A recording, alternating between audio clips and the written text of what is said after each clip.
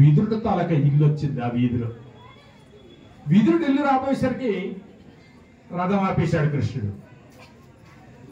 విదురుడికి తెలియదు నా ఇల్లు దాటి వెళ్ళిపోతున్నావు, కృష్ణ పరమాత్మ మా ఇంటి ముందు నుంచి వచ్చాడు.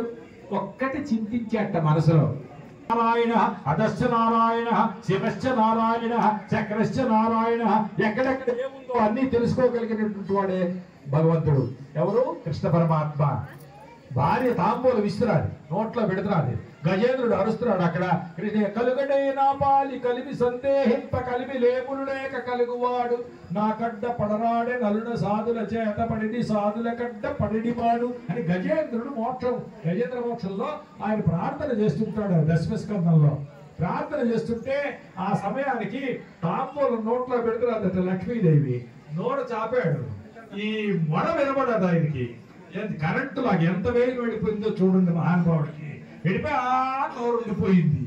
గబక్కులు లేచిపోయాడు. ఇప్పుడు చూస్తే ఏంటి మా ఆయన నోరు మూత లేదు, మా ఆవిడ అడిగేది అనుకుంటే ఇంకేదో నోడ పడిపోయినట్టు ఉందరా బాబు, మూతపడలేదు అనుకుంటూ వేసేటప్పుడు ఆవిడ తాలూకా బయట చెంగు కృష్ణ పరమాత్మ తంక ఉండిపోయింది. ఆ పట్టుకొని వెళ్ళిపోతున్నాడు ఆయన. దిగిపోయాడు.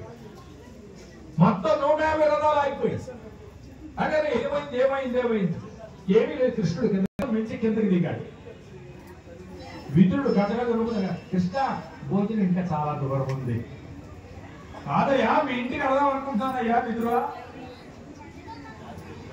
దుర్యోధనుడు కోపం వస్తుంది, కృష్ణ అక్కడికి వెళ్ళిపోతుంది. అలా కాదు, నాకు మీ ఇంటికి రావాలి. సాక్షాత్తు పరాత్ముడు కృష్ణ పరమాత్మ వస్తుందంటే వద్దనగండా మీ ఇంటి దగ్గర భోజనం చేయాలని అనుకుంటున్నానయ్యా. అమ్మో గొప్ప మొలిపోతుంది, కృష్ణ నువ్వు అలాగే చేయకు, అక్కడ అన్ని ఏర్పాట్లు అయ్యా, మా అబ్బాయి వాడు అన్ని చేస్తాడు, నాకు మీ ఇంట్లో కూర్చొని తినాలని ఉందయ్యా, తర్వాత వెళదాం.